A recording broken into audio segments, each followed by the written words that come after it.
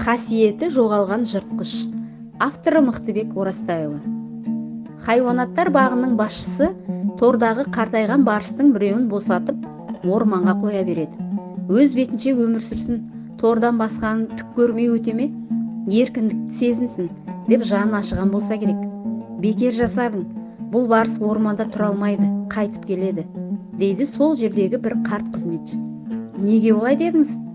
Қайтып келгесін айтам неге екенін. Арада бір күн өтпей жатып, қала тұрғындары шулайды.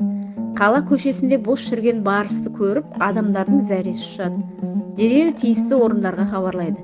Полиция қызметкерлері барысты тұтқындамақ түгіл жақындауға қорқады. Соңында қаладағы хайуанаттар бағына хабар жетеді. Мына хабарды естіген зообақ басшысы таң қалады.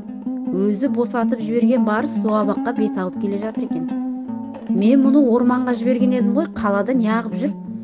Барыс солайша адаспастан өзінің туғалы бергі тұрағы зообақты тауып келеді. Зообақ басшысы енді қаладан алысырақ жерге апарып тастайды. Ертесіне тағы да барыс зообаққа кеп қалады.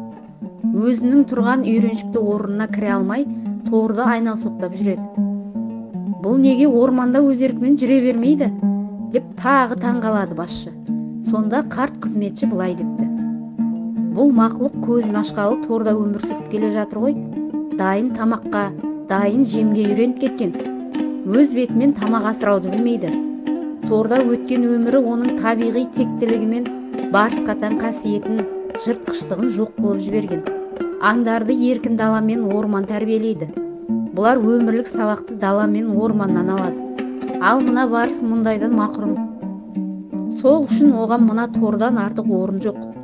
Енді бұл барысты қусаңда кетіре алмайсың. Өз қателігін түсінген зообақ басшысы барысты қайтадан өз орнына кіргізеді. Адам да солай ғой, қандай ортада тәрбиеленсе, солай өседі.